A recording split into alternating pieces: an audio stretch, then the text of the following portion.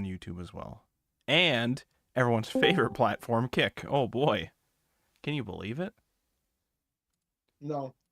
Welcome, Galaxy. Oh. Hello. Let me post, and then post, and then we're gonna frickin' ping you losers. You're about to get frickin' pinged, and there's not much you could do about it, actually. It's just gonna kind of happen. You can actually just mute the Discord, but... No, you can't do that. No, that's not allowed. I'm gonna make it so that there's a ping that goes out. There'll be a ping that goes out once a day, and if you don't react to it within a certain amount of time, you're just banned from the server. Okay, that's what we'll do.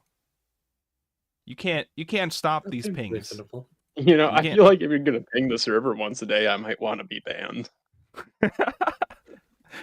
That's fair. Listen, these pings are opt-in, all right? They're not forced on any of you, okay? Except when I say you're about to get frickin' pinged, and there's nothing you can do about it. Like right now. Boom, you just got pinged. Yeah. Whoa.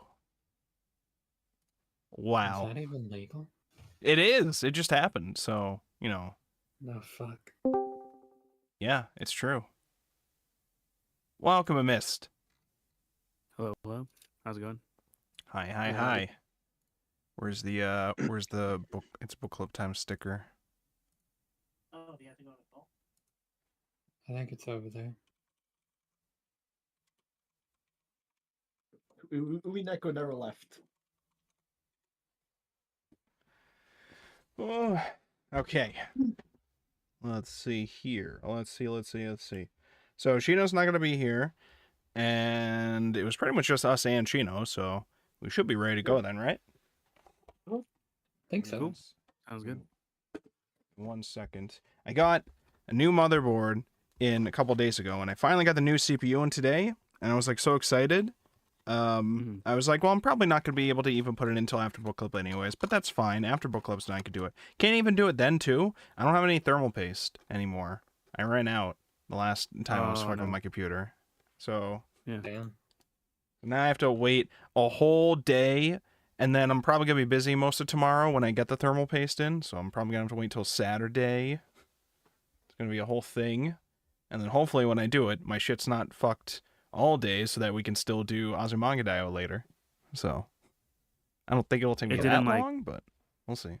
Oh, I was gonna say, like, it didn't come with paste or like a no, like it typically, from my experience, the CPUs aren't going to come with thermal paste unless it also comes with like some kind of stock fan with it, and this one didn't. This one was just ordering the processor by itself, so it didn't come with it, and it doesn't seem like it has anything like pre-applied to it. So I had a tube that I was using for a while, and it finally ran out the last time I worked on my shit, and I don't have any more. So I guess I will just some peanut butter sitting around. Yeah, that's good enough. Yeah, that'll work. That'll work. And it'll smell good. I'll make a nice peanut butter and jelly fucking CPU system. I think the jelly is the cool one. Use the Elmer glue. True. Yeah. Just slap some duct tape on there. The glitter glue. It'll work. It'll work. Listen, I mean, I was still considering whether or not I should just get rid of this whole heatsink bullshit and just go on those all-in-one coolers instead. But I tried ordering one, and then I guess I accidentally ordered it used, and they only had it set for AMD shit. Yeah. They only had the parts for AMD shit, so I couldn't even use it for my shit. So it's the whole thing. A used cooler is wild. I did not try to buy a used cooler. Somehow it ended up, what I got was a very clearly used cooler where all the shit was just scattered everywhere inside of it, and then half the shit I needed was not in there, so I just returned it. I was like, what the fuck? Damn. That's unfortunate, but like, I just always find it funny that there are some components for wish listing or you buy used or like new that just their immediate crapshoot of like, it can literally be either brand new, barely used, or just straight up just scrapped from someone's older component. Like, yep.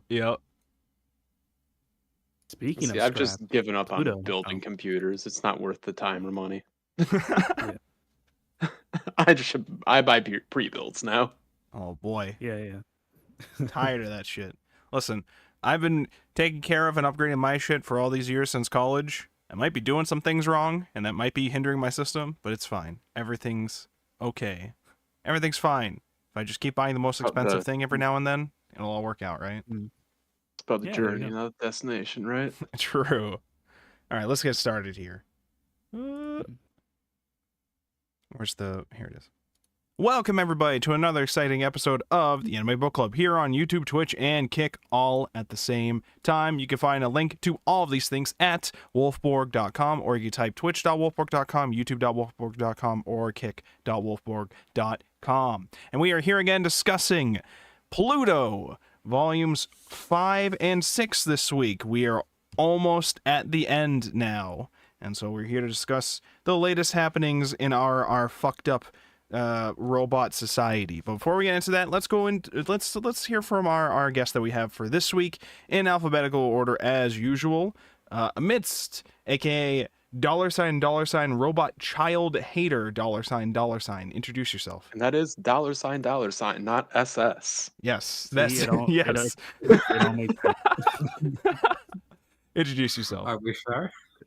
Yes, haters. Yeah, my name's Amidst None. I usually do a lot of audio work professionally. However, right now I'm just more enthusiastic to kind of just gush about some of my favorite stories, specifically in this volume of the last 2 volumes of PLUTO. So I'm really excited to be here, man.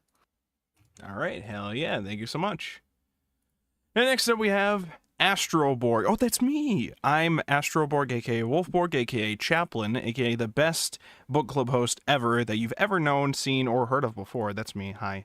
I am here to... What would I recommend? I would recommend Blood Blockade Battlefront. Is that what the full title of it was? I just watched like the first 2 episodes in another server, and bro, this shit is hype. Okay, go check never that watched out. That's nutty. I'd never seen it before. I just watched the first 2 episodes, and I'm like, holy shit, this is amazing. I was hooked instantly with the premise. So yeah, It's really good. I never watched it even like heard of this. back in the day. It's totally worth it.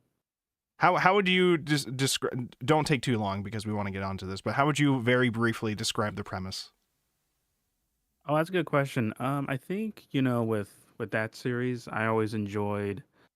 I hate you. I hate you. I hate you. No, I was gonna say that I would describe it as kind of like, what if the people in Bakano had arm powers and eye powers, and that's the only way I can describe it. And it all takes place in up in New York, and it didn't change much. Yep. Yep. All right, so that's my recommendation. Next up, we have Aztec. Introduce yourself. Hi, I'm Aztec. I'd tell you what I do, but I don't do things. Watch Iron-Blooded Orphans. It's topical this week. Oh damn! All right. Oh. Okay. I see what you mean. Okay. Anything else? All right. Next up, Detective Galaxy. Introduce yourself. Hi, I'm Marianne or Anne, whichever you prefer. I'm going to recommend go play 1000 Times Resist. It's good. All right, go check that out if you are interested. Next up, Shadowman V4. Introduce yourself. Quick question. Have you guys heard the munching on me on my pizza? Or No, not at all. We've not heard any of that. You're good. God, okay. Yeah, I think I recommend his pizza. I'm Shadow, by the way. That's a pretty good recommendation, I would say. What kind of It pizza is. would you recommend, though? Sorry, what's pizza? Pepperoni. Don't worry, we'll show you what pizza is. Don't worry. It's okay. It's okay. It's okay that you haven't heard of pizza before because Shadow didn't know about mozzarella sticks until a couple years ago. All right, it's fine. That's It's right. fine.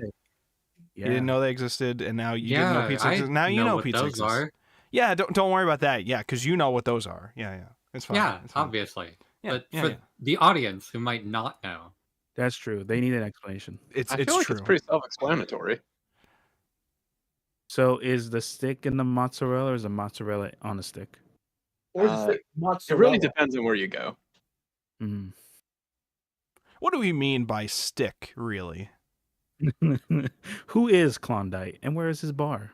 It's true. I'm always asking this. I don't know where. Anyways, Who is welcome, Mike and Mike, over you on know? 44th Street. welcome The name everybody. of the miner in Rudolph movie. Hello. Okay, we are here to discuss PLUTO. Welcome. how are we feeling about this week's reading? Okay. There was okay.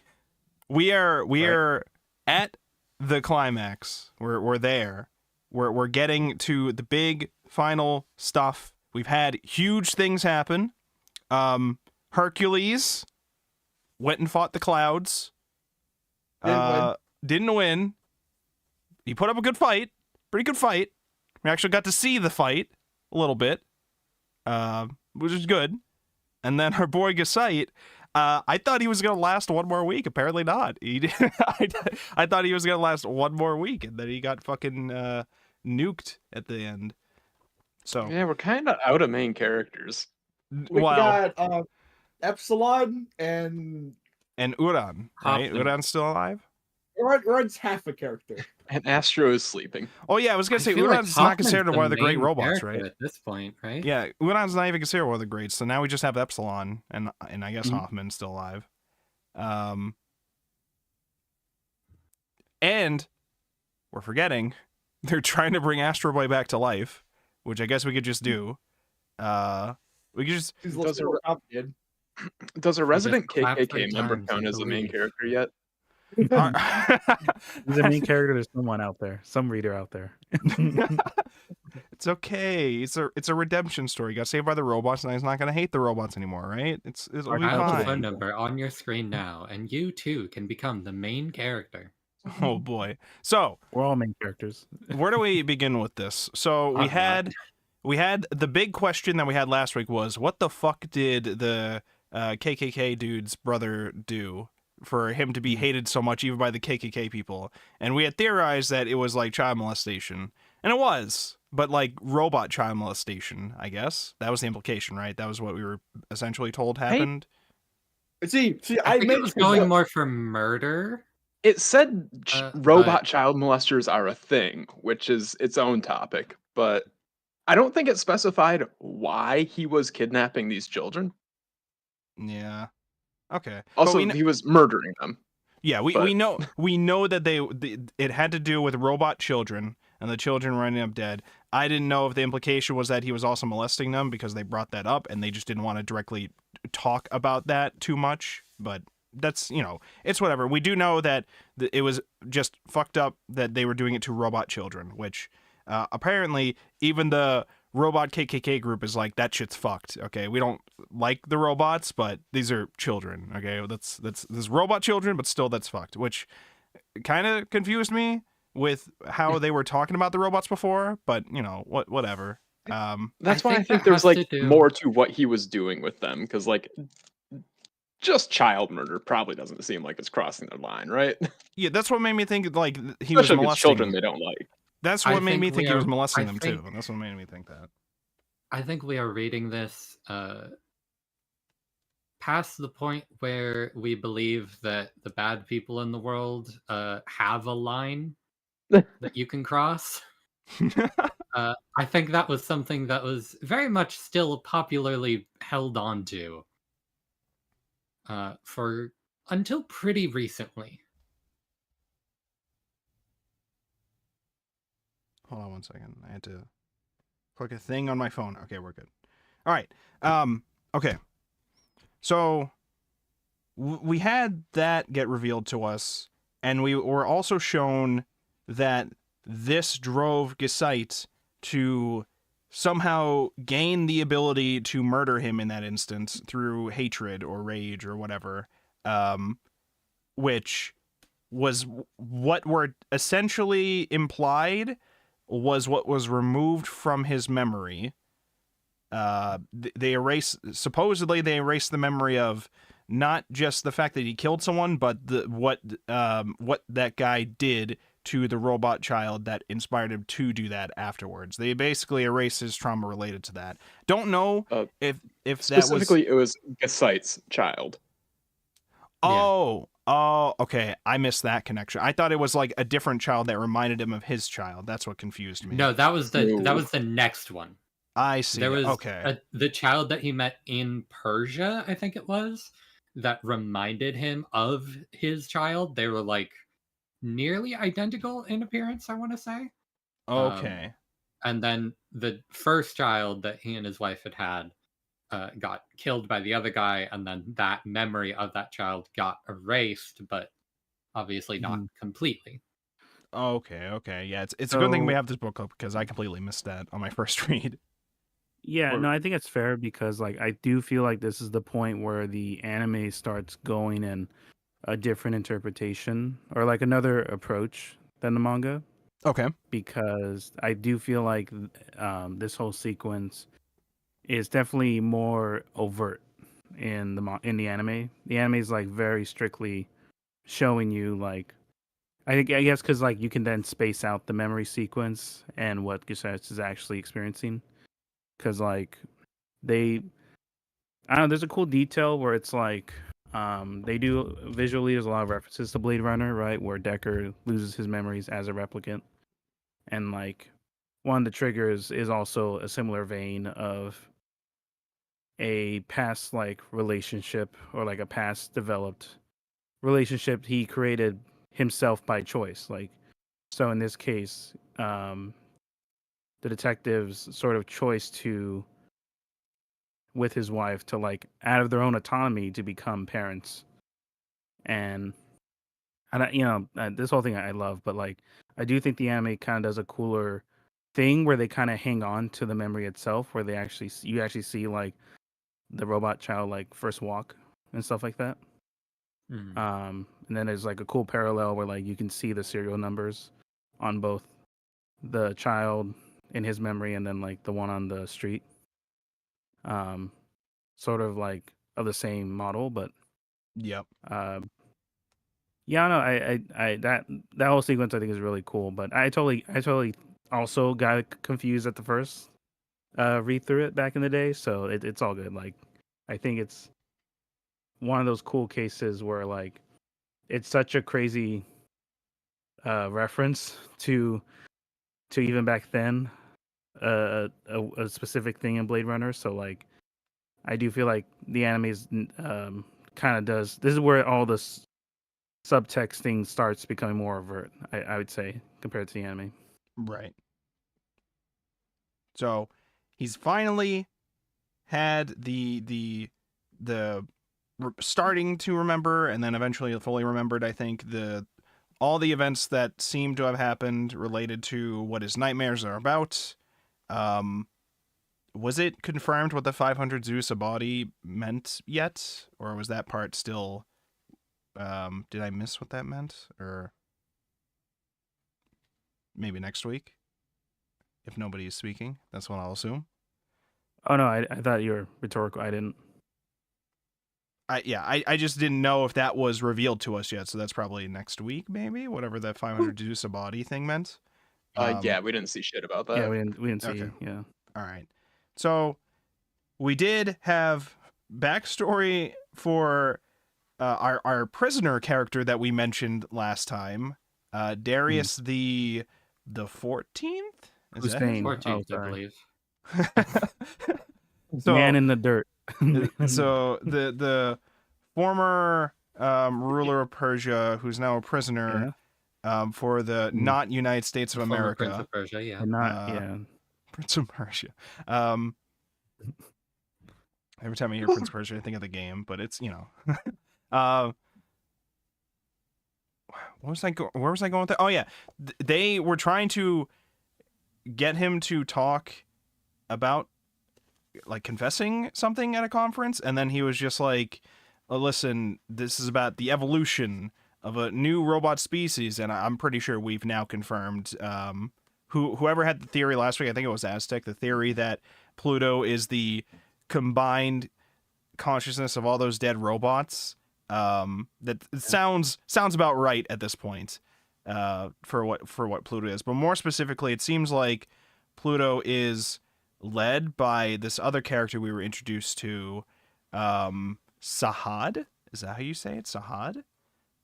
Who Most likely. is supposed to be the son of Abula. But what was it? He was the robot son of Abula. Abula was human, and then during the war lost most of his body to the point where he's confused as being a robot by scanners, and even Gesite, when Gesite meets Abula and speaks with Gabula, Abula, not Gabula. Wow, Abula. And it seemed so. Sahad, the whole backstory we had for Sahad seemed to be, I want to help my country from it's got a lot of desert, and I would like to grow flowers there. So I'm a robot that's going to be studying ways to potentially do that. And so his research and when he went to school or whatever, he seemed to be a very nice guy. Everybody loved him. Everybody loved this guy. Just like who's the one that died, Volume 1? Mont Blanc? Yeah, Mont everybody loved Mont Blanc. Everybody loved Sahad. Sahad was out here making these flowers that bloomed and never fucking died, or some of them never fucking died, or they lasted a long time.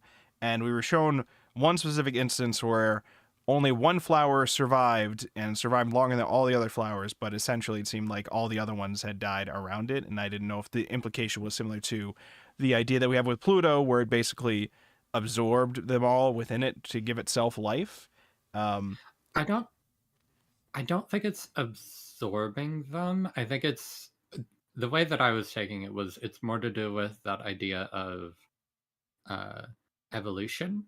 Okay. And like this Oh, was was it? the one that survived, and it's kind of tying that back to Pluto, and not necessarily Pluto and Sahad being like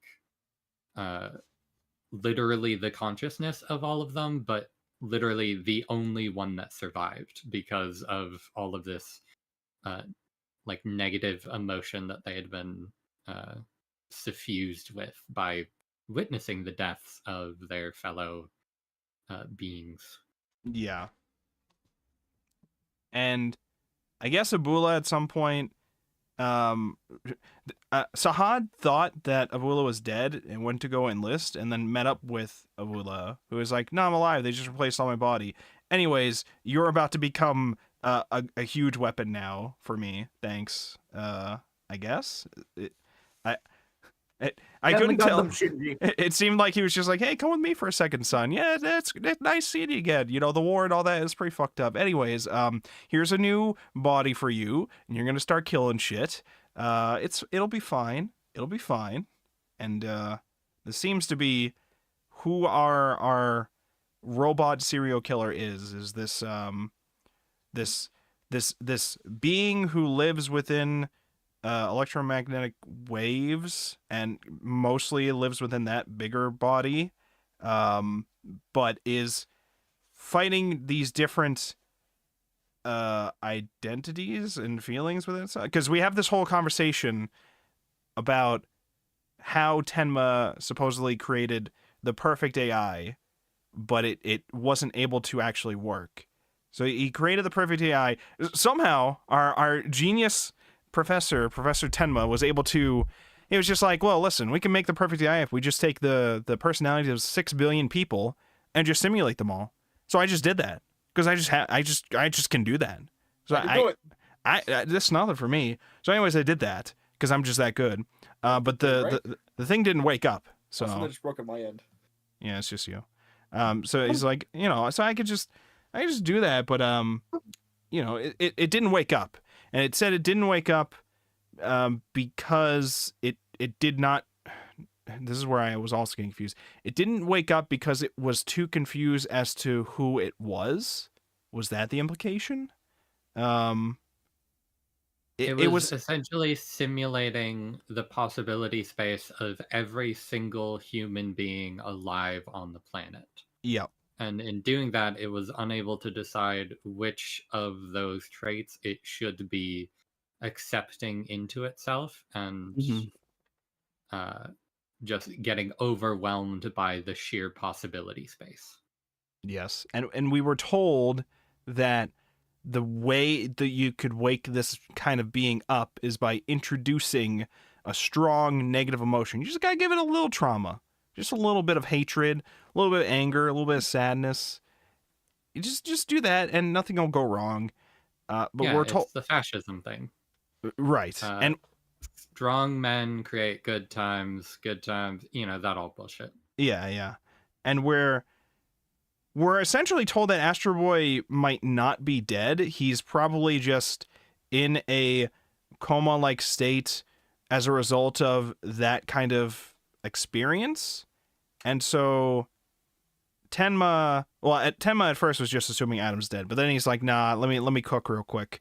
Literally cooking, as we memed about in the server, where we were just like, oh, robots are just made of dynamite and barbecue. Was that what it was? Because he was just saying, he was trying to say some random cool tech bullshit, and it was just all just like, oh, put all BBQ lines on auto control, update TNT blocks. Like, what the? I think they were trying to go for like techno babble. Yeah. Very. It's just unfortunate choices on the acronym. Look, we weren't joking with the living nukes part. I don't know what to tell you. It's Finally. like the small bombs from Movie Echo. So Adam's just a fucking microwave. So we have Tenma's trying to cook to bring him back, because we're also being shown, which I'm assuming is a part of the real original backstory of Astro Boy, being that Astro Boy was created as a after his actual son died, he wanted to bring his son back, and so Astro Boy was created. Is this correct, Amidst? Is correct? Yeah, that's real lore. That's like since back then. That was the idea. There's like a whole episode back in the day when like Astro Boy sees the family photo of Tenma's original son. Right. And it was very interesting seeing those scenes where he's remembering his time with Adam after he's made him. And what was his original son's name? Like Tobita or something? Something? Tobio. Where they're like sitting there talking, and he's like, so do you like the food, Tobio? He's like, yeah, I love it. I love the food.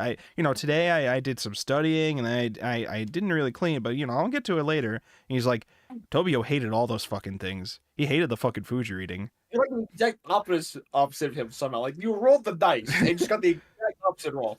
Adam's just like, well, I mean, I could just not on the chessboard around. He's just I like, can hate things, Dad. Yeah, I can hate things. Yeah, I don't have You to hate study. me, son. You know what? I won't clean up. Fine, that's fine. I'll just, hey, I like this food. Yeah, but Tobio fucking hated it. He would spit that shit out. I don't know why you're eating it. I don't know who you are. Like, damn. And we're seeing these scenes, and to me, him seeing those scenes and then realizing he can like try to work to bring him back. He understands that the way to bring Astro Boy back at this point, if he does bring him back, he's not even going to be like Adam was when he brings him back, probably, because if his theory is correct, and that the main way to bring him back is through introducing a negative emotion, strong negative emotion like anger, hatred, whatever, sadness or whatever to him, in a more traumatic way, I'm assuming, that's more impactful towards his character. The character that's going to wake up will probably not be the same as the character that we have seen prior in the series. And I'm assuming it reminded him of when he brought Adam back, and he was like, well, but you're nothing like my son, though. And we had the scenes where he was talking about how Adam is a failure. He considered him a failure in terms of an AI, because we had the discussions about like how he's not capable enough of feeling the drive to do certain actions like murder or whatever. But I guess doing this may make him have the feelings to do so, potentially, because we have the whole arc with Gesite about how he was somehow able to feel the hatred and want revenge over the death of his son, driving him to the point of wanting to murder a human, which he's not even supposed to be allowed to do. So now we're going to be introducing the same kind of trauma, potentially, to Adam in order to wake him up. So if this works, are we making a monster that will be worse than PLUTO, potentially? What's gonna happen with that? And I think one of the afterwards of one of these had talked about Adam becoming a monster afterwards, or describing him as, or wondering if he would become a monster, I think. which made me kind of think maybe I should not read some of those post credits because some of them I wasn't sure if they were just about to spoil shit for me. But you know, that kind of stuff was just like, oh no, everybody's dead. We're gonna bring Astro Boy back through trauma, and maybe he'll defeat Pluto. But will anybody else survive when he's done? I don't know. Listen, will Adam come back? Probably. We gotta have somebody to defeat him now, and Epsilon's not gonna do it. Epsilon. What are you talking about? Listen, Epsilon. Maybe Epsilon could do it. Maybe. If Epsilon did defeat Pluto, it'd be like in a way where it's like, I'm going to sacrifice myself to save everybody else. Like blow himself up, mega nuke, whatever. But we've already introduced Tenma trying to bring back Adam. And as far as I'm aware, Astro Boy did in fact continue beyond this arc. So I feel like But again, this is fan fiction. That's true. That's true. We could just say everybody died in the end, and then Pluto wins, and then It the could flowers. very well end with an apocalypse. In the end, it's a happy ending because there will finally be a field of flowers in the deserts of Persia, and everybody's happy, except for all the robots who are dying. Yeah, except for in Pluto. the end, it doesn't even matter. Common Pluto W. What can I say? What can I say? He's what is he? 0 for 5 now, or 5 for 0, 5-0. He's won every fight so far, right? We've defeated them all, and we just have. I mean, no. How's Pluto he not? kind of lost to Gasite. He did very much lose to Gasite. Oh well, I mean that's true, How but would they turn? he just walked away. He just walked away from him. I don't know. Look, Listen, it was a Gasite hostage still exchange. died. We do negotiate with terrorists. As long as you ignore the one thing that destroys my argument is perfectly simple. Hey! How did he beat him if he walked away? He walked away. This really is gonna be that Pluto go. still lived. Pluto didn't lose. That's what we call a draw in the industry, okay? That's what we call a draw at the very least. All Which right. is not Yeah, a it's a win. manga. It's I don't all actually drawn. know. I don't even know if you would call that a fight because they just kind of were just like Gasite fought the bug dude. That's what that scene was, and then he found him. And he was like, "All right, bye. I'm gonna go now," and then just to get Hoffman back. And then he got killed by Orphan Robot, who Suicider robot. Yeah. Which, listen, okay, could Pluto have taken over the War Orphan to nuke him for a moment? Potentially. I'm just saying. It's possible. But anyways. I believe it's the implication, yeah. Child robot Oh, soldiers, so yet then again. I was right then. So then he won all the fights then, if that's what you're saying. I'm just saying. Well, no, he No, won the 'cause rematch. that's two separate things. Oh, okay. All right. Yeah, okay. See, listen. Anyways, Look, he's 5-1-0, which is still pretty good. it doesn't matter what the score is at this point. You know, just it's fine. It No, was get all you mer to people. Big World Well, that's what we Championships. all know. It was all mer people. Let's bring the mer people in somehow. Not this time, chap. Okay, no. They could be involved. He keeps coming out of the water. There could be mer people somewhere. Chap. I think if he's coming out of the water, does Pluto count as a mer person? Is that how they work? No, he's a robot. It doesn't count. All right. Well, let's Memeing, talk about the robot man, which that's a whole nother thing. Okay. memeing aside, Bug Dude kept pogging and shooting out bugs at Gasite during their fight. I don't like the Bug Dude. The Bug Dude upsets me. I'm gonna be real. Bug Dude is also like mass produced because there's Yeah. several of him. yeah. I do not You're like saying these it's Bug Dude? bugs. I do not He like masters these memes, chap. all these goddamn bugs. I like too when Gasite was like stopping the fight with Pluto. He was just on the phone like, yeah, so I quit. I'm not doing this. I quit. I would like to resign if possible. If Like, not, I would like a leave of I've been through absence. A lot of shit. I need to go home. I think I'm done with this stuff. I'm just gonna You get go my on wife. vacation. I'm gonna go Delayed. take my wife. We're gonna go to Japan, and everything will be fine. We Things were should have not known fine. he wasn't going to make it. They He didn't was- go to Japan. We've always known he wasn't making it to that trip, but at least his wife made it to Japan in the end. And her last scenes for this week, she got to go on her trip to Japan. And then she got to meet She was Tenma. really happy about it. And then she got to smuggle his AI chip to Tenma. Listen, everything's fine. We're gonna use the chip to bring back Adam. Gasite will live on within Adam's psyche. It'll all be fine. Everything will be fine. All of the dead robots will live on within Astro Boy. And Except for Montblanc. They except turned for him into Montblanc, a yeah. non-patch file We chip, can't. and you're laughing. After what he did, yeah, we set up statues and like films and everything. We can't do it. Can't do it for Montblanc. It's done with him. Man, if you thought Adolf's brother we can't was a let the monster. Swiss have this. And speaking of Hercules, well, because I don't remember if we directly mentioned Hercules, but I was thinking about Hercules because we think about all the other robots. So Hercules had a cool scene that I okay, correct me and let me know if I didn't understand this. We had these scenes where it's like, oh, your champion is here, let's see him fight. And then I couldn't tell if we were looking at scenes of him fighting people in the ring or him murdering robots in the war. And I think that was the point of the scene, was like, I think the that was trauma the of war. it. Because it seemed like it was jumping between like the crowd cheering for him and then him murdering people in the destroyed remains of Persia. Or murdering robots, not people. Murdering like a shit ton of robots. Yeah, robots aren't people. If there's anything Pluto's been about. This there's Not the people.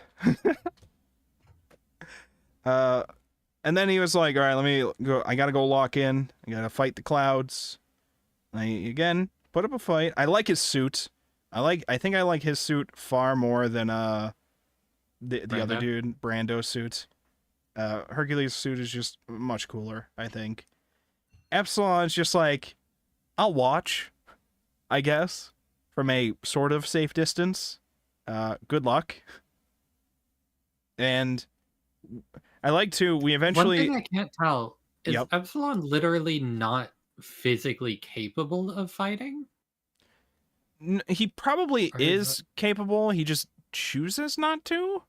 This is my assumption. I think it was more of a mental block. Choosing not to, or is it because there's okay? Not like the programmed mental block, but like personality mental block. Okay. He's just like, what would my millions of war orphan children think of me if I were to murder something? I can't do it. Can't do it. Probably. It seems like for now, that makes him okay in Abula's eyes, because Abula hangs out with Epsilon for a bit and is just like, we need more robots like you, in the world. You're very good robots. All right, bye. Because I was thinking like, oh no, is this where we start murdering? We find a way to murder Epsilon or like take his like orphans hostage or some shit. He was like, all right, see ya. But they were also at a funeral at the time. So they were at a funeral for his professor, right? The professor who made Epsilon, and so Epsilon, did Epsilon do anything else? I was trying to remember if Epsilon did anything else. I know Epsilon's on one of the like next week's covers. So there was also when Hercules died, he sent out that memory. The same way that Brando did, and I'm completely blanking on what the memory itself actually was. The memory was the a lot of Sahad in anger the Field of Flowers, right? Is that what that was? Yes. Oh, say that again, Aztec? Oh, sorry. It was like 90% anger, 10% man in Flower Field. Yeah. Ah, yes. And that's where we're like, Gasite, let me go show some people who this photo is. Tries talking to Abula. Abula just lies as naturally as he breathes. He's like, I've never seen that person before. Definitely not my son. What are you talking about? And that's where we had a conversation between Gasite and Abula where he was like, oh, sorry, my scanners, I just wasn't sure whether or not you were human or robot for a second there for that. And then towards the end, he was like, well, now I know you're human because you lied. Robots can't lie. For a moment, I thought to myself, Chad, is this true? Can robots not lie? Is this true? Okay, so actually, comes comes back to the laws of robotics again. Uh-huh. Okay, so we mentioned the thing about mental harm. Yes. May or may not count as harm. Would lying count as mental harm? Would Probably. not lying count as mental harm? That's see. Well, what does the that's lie true. lead to? Yeah, More I mean, lies. it depends Because on the context of the Most lie. people lie to like avoid accountability for their crime. So, I mean, it depends on what it leads to. Because if you lie, and the lie leads to another crime, then it becomes like that unit in of itself caused harm by not telling the truth. Yeah. But what if I lie even more? It can get better eventually, right? Yeah, dog. You good? Sure. Yeah, just double down. Yeah, fuck it. Double you know down, what? triple Like, down. you Whatever know that what? Will KFC Smith sandwich taught is me. called. 90% of Goddamn. liars quit before they win. You know. Yeah, like Will Smith. You know when he Take some lessons from Of the Devil. So does this mean robots should not play poker? Is that what this means? They just shouldn't do that because No, they have the perfect poker face. They don't need to emote. but they can't lie. They have to wait. I guess. Wait. I don't think you have to I- lie I- during I- poker. You I- just have to when not tell you- people what's in your hand. It's unnecessary is making a poker face. Well, but a lot of poker is like making bets to imply the value of your hand. Well, a robot won't see like that. I'll Wait, tell I'll wait. Hold on. I think Yeah, I'm. technically you can thread the needle of like Yeah. you're not actually lying. It's probably something like technically speaking, you are should just never play making poker. bets. You should probably never play poker against an AI in general because it's probably just going to you. win. Better than you. Oh yeah, it's gonna kick your ass. Because it wouldn't really need to lie. It would just mathematically know the best things to do that would probability wise always win. Okay, we understand this. Listen, Counting cards. what we You- learned here with that thought experiment is that like robots some- don't need to lie. They're just built different. Okay, they're just like, we don't need to lie. We're just that good. All right, we're just It's Yeah, running the it's run the numbers. simulations, and that's why it's not waking up. yes.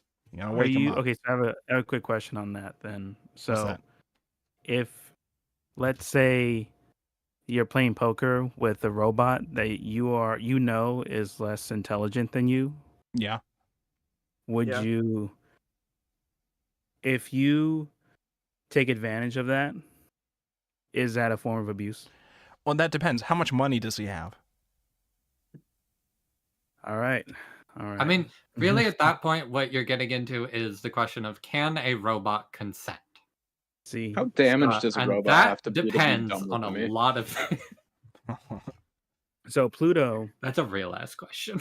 yeah, because Pluto, I mean, the whole thing, because with the families, right, of like when Gish, he brought the child's body to the parents, the robot parents, and then there's that line of, we always wondered why they programmed us to make families if we're just programmed to be miserable when we lose them. Right. So it's like, so then there's a thing with like, why would you program, if humans are going to act a certain way anyway, then what's the point of the robot giving consent or not? Because that's where like, and that's where the whole thing with like, you know, the criminals and everything with like the hate groups and the brothers, it's like, it's literally the treatment of, well, they're less than me, so who cares, right? Mm. Mm-hmm. Right. It's and you know, same with, and that's what the Persian War thing was sort of implying with like Epsilon, that he realized that the treatment the robots were getting that were being destroyed is no different than the humans' treatment of each other when they destroy each other through war. Right. So the line of Darius saying it was not a mass murder, it was an evolutionary step, that's a real quote from Hussein. Oh, okay. So Oh, I didn't know that. It just sounded incredibly eugenicsy. it's real. Yeah. That's a real quote, because like, and that's pretty much the contained sort of thing with Pluto, where it's like, if our treatment of the robots are no different than the treatment of each other, then what is our autonomy? And I kind of said that like in the first thing here, where it's like, that seems to be the running theme Urasawa is kind of exploring with Pluto. And I just love this volume so much because he does such a good job, like just combining everything as you see, and like all these crazy threads, Yep. and it all just leads to this big robot underground. Like, I don't know. It's yeah. I love this volume so much. The cockroach guy, yeah, I think is like so pretty crazy. Do you think the cockroach guy is the key to it all? Absolutely. Absolutely. I assumed He Cockroach Guy was also just Pluto. Yeah. That's right. He Everything- talked his way every- through the We are world. everyone Pluto, is Pluto. everyone's Pluto the whole time. Every cockroach you see, that's Pluto. You gotta watch out.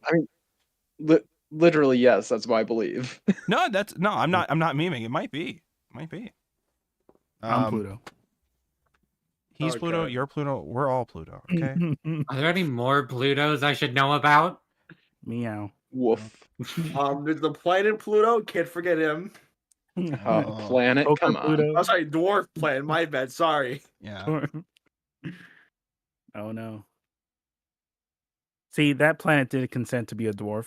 Why did who are we to decide? That's fucked up. It's fucked up and Also, evil. can't really call a dwarf planet when it's smaller than it. You know, it's like calling. It's like a short guy calling another guy short. I know. What up, little Earth? You're small. Look at that. You're smaller than Earth. You can't stop us. Too big to fail. Pluto, you're a dwarf now. You're smaller than me. I don't Try care. being big next time, idiot. Yeah. Look at Jupiter. He didn't have to try. Do we have anything to say in terms of Gasite and the robot KKK guy? I feel like that kind of ended pretty like they tried to do like a little thing where it's like, oh, the robot in the bathroom from last week also told him that there was like a one of those rockets near the safe house he's about to be brought to, so he can go get that and use that on Gasite. The rocket was not there for him to use, or if it was there, he didn't find it. But it seemed like the implication was we're just going to make it look like that you used it on him, and we're just going to kill you and your family and the robot and everything else. And they're in the car moving to a different safe house at that point, and they realize, oh, the other car that was with us is kind of gone. Where did it go? And it's like, oh, they just got fucking nuked behind us, and we didn't even realize. We gotta go. And they're like, what's happening? And the KKK robot guy is just like, yeah, shit's fucked. All that shit between you and me and my brother Gasite, that's just us. Can you just like at least try to save my wife and child? Like just do anything, because you know they have no intention of letting me live anymore or anybody around me. So just do whatever you can to at least save my wife and child. That would be appreciated. Thanks. And it didn't really like. I felt like there was a lot more room for what could have happened with that line of the side plot that we had going on, because it just feels like it comes to the conclusion that you kind of figure it will the second this guy gets introduced, right, and it's not like badly done or anything. It's just one of those, it just kind of feels like, oh, we really need to just cut this guy out. We've got too much other shit going on. We need to just wrap this up. All right, let's go. Yeah, and his main purpose towards the overall case seemed to just be, oh yeah, here's that Darius guy who's just in a prison that I happen to have access to the security cameras for. There's him, who's arguably far more important towards the case. But you know, all the stuff from last week was very interesting because it was all like, you know, I'm following this robot because he killed my brother. There's all the, you know, we get to see the robot KKK group and their views on this stuff and how they're doing their own shady shit in the background. All that stuff's interesting. And then this week was just, so all that stuff, well, now the KKK has just got to try to kill him, but Gasite's going to save the day. And then we just kind of move on from that. And I felt like there could have been more, but I did not hate what we started with that. I just kind of wish we didn't just kind of rush that out. But I understand we have a lot more other stuff to worry about than protecting the KKK guy and trying to find some more interesting thing to do with him. So I got it. I mean, it was there's still every chance he comes back. Also, I also worry about the races because, like, I think what I think about that is like kind of what you said of like it. it just goes to his conclusion where it's like now there's a bigger problem where it's now like beyond both their control of like you have one group that backstabs another member because he just existing the member, the brother, he is now kind of threatening the anonymity of the group, and then Yep. also like yeah. So I mean that's a real thing, and that's a lot of hate groups a lot of the time, and domestic terror is like they do have like killings like that, and I know that's based for Pluto. I know that's like based off a real German. Like all the groups, all the hate groups in Urasawa stuff are based off real places or real events, like Right. Monster with Armenian, but with Pluto, it's the specific German group. I think like post World War II, where it was like it really was just like they were just killing off whoever had any information, any remedial information on like the upcoming of the Fourth Reich, like stuff like that, and Yeah. I mean, it's interesting, but yeah, like I am with you where it's like I do feel like it's just inevitable. Like this side plot ends, but it leads the detective to like this further idea about hate, because then it's like this relationship that was built off, the violence and hate for robots, and the detective is now in between the humans' hate for robots, and now we're at a point where I think like you say, like he's slowly starting to see the connection between that and like the scientists Yeah. who built these robots. But yeah, I understood the subplot like thematically because we're exploring the nature of hatred, the different forms that it can take, such as just hating a race of something just because one person who was of that race committed an act to your family and now you just hate that race or whatever. Or just different types of hate, like revenge in general towards a specific person that did something, or like sadness, or like I understand the different exploration of the different drives and the different people that you have to end up working with despite these kind of hatreds towards each other or whatever. I think I just kind of I understood it all and I was fine with the setup for what we did. And then we just kind of were just like, okay, please save my family. Oh, you saved my family. Okay, I'm gone now. And then I was like, yeah. And like, sure, the son has clearly been, I mean, I don't think the son had any intention of really hating robots. He was just like, Dad, I'm bored with this schoolwork. And his dad was just like, you have to study it because we hate them, son. Even though it annoys you, even though you hate it, you have to study because we hate these robots. And I'm just like, avenge me. Yeah, avenge me. Avenge me. Listen, it's not gonna be all that, Dad. I was just trying to get through school here, all right? And I just kind of it just kind of seemed like I understand it. Well, there's still time, so he might have some kind of extra thing, but I understood it as a vehicle for like Gasite remembering what he did, and again having the realization about the nature of hatred and how it can be born even within robots, and how he eventually goes and speaks with the serial killer robot again once he has revelations like this, and he realizes that he is a killer and he killed out of hatred as well. And then we learn that backstory stuff, and it's like, okay, I understand the reason why this arc happened. I am just kind of curious what happens to that character as a result of that incident happening. Is he now like no longer a robot KKK member? Is he like just gone from the picture of the story in general? What has this experience done to that character after all of this in the end? Is what's curious to me. I think the main thing, other than not knowing what's going to happen with that yet and whether or not we'll ever see him again, because at this point I'm just worried we're never going to even learn anything more about what happened with that thing again, is the awkward nature of which we introduced Darius through this guy. That was awkward. Now I'm thinking about it more, it was just, oh well, if you're gonna be here anyways, here's my computer. Oh, and this is just footage, one of our clients, and this happens to be Persian prison. Oh, that guy. Oh, you're saying he's a prince? Oh, I didn't even know. Like, what? That felt like, again, I understand we needed to introduce this character. That felt like an awkward way to do it. But other than that, like, I thought a lot of things about that subplot was interesting, and then I just had only really those main two gripes. And then, and again, one of them might be fixed in the next volumes anyways, depending on if we do actually see what has happened with this guy afterwards. But like we had said earlier, we're running out of main characters to follow the story through anyway, so we might have to, because we have Hoffman, we have Uran, and we have, I guess, Abula, if they decide to follow Abula, and the teddy bear. Bring back June. Yeah. We gotta bring back Adam.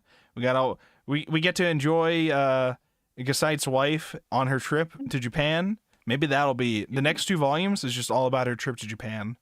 I think that would be very poetic. It's just her. It's just 2 volumes. Yeah. Well, all the men are dead. We had a scene too where it looked like he had come home and was speaking to her, and it was like just a hologram version of him. And I was like, oh well, that's a big death flag. he's not coming Uncle home. Ben. I call it the Uncle Ben shot. The Uncle Ben shot. where he tilts his That is head what happened to him, yeah. And like That's leans true. over and says like a sincere line. That's the Uncle Ben. He's okay though, right? He was just like, some bad news. when the like the robot child selling the flowers comes up to him and is just like, oh, he's got the rocket. Oh no, but he's just like, oh, are you okay? Did you hear that shot? What was that sound? Oh, are you all right, buddy? And I was like, wait, are we doing like the Breaking Bad Gus Fring like didn't even realize he's dead yet thing? What's happening here? Does he know he's been shot? But and then he just falls over and he's very, very dead. It's fine. He can walk it off. Off. We didn't shoot him in the head, right? So, Pluto doesn't seem that evil compared to all this. You know what I mean? Like, that's true. One's just a force of nature. Everyone's just mean. Everyone's just really rude. Like, I do think it's funny that the weapon the KKK people have been hyping up is like, yeah, this can totally kill Gazite. He actually just kind of shrugged off the first one. It's so good. Like, yeah, he damaged shot him, into it. Sure, but did he shoot into it with his zirconium shell? Is that what happened there? But yeah, he was just like, nah, I got this. I can cancel this out. We're good. I'd win. Anyways, I got the sleep spray. Okay, I can either use this or you could just give up. And he's like, all right, fine, because everybody would rather just give in than get knocked out through the gas, I guess. Because he's spray probably has a pretty bad hangover. I feel like most it's okay. He's an AI cop, so maybe it's different. But most cops would like not even ask that. They would just do it and deal with it later. Look, there's procedure to follow. He's got to fill out paperwork every time he sprays it. It's a whole thing. Yeah. So we've saved the racist robot guy's family. We've saved him as well. Several cops died off screen. In an instant, it sounded like. Just kind of vaporized everything, it seemed. Because we didn't even see like any debris, or we didn't seemingly hear anything happen either. I don't know if that's just the nature of the inside of these cars or whatever, but apparently we just didn't even notice for a while that this car got fucking nuked behind us. And then there's also the possibility. Oh, what were you saying, Galaxy? There is also very much the possibility, given that we're dealing with police here, that they just fucking drove off, let it happen. True. They got paid off. All right. Or they're genuinely members of the fucking robot KKK. It goes all the way up. The whole time. Or they had just clocked out right before the explosion. They were like, if you look donuts. Up the history shit. of police in the U.S. Dunkin' Donuts And right a over black- there. You will find some bad things. Meanwhile, Uran is also grieving over the death of Adam. Very much, That's very sad at school.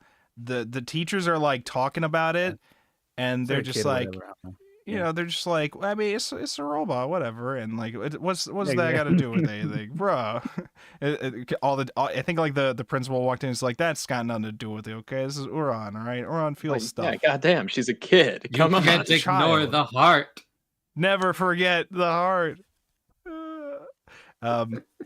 So yeah, Uran said, goes around town sensing people who are feeling sadder than her.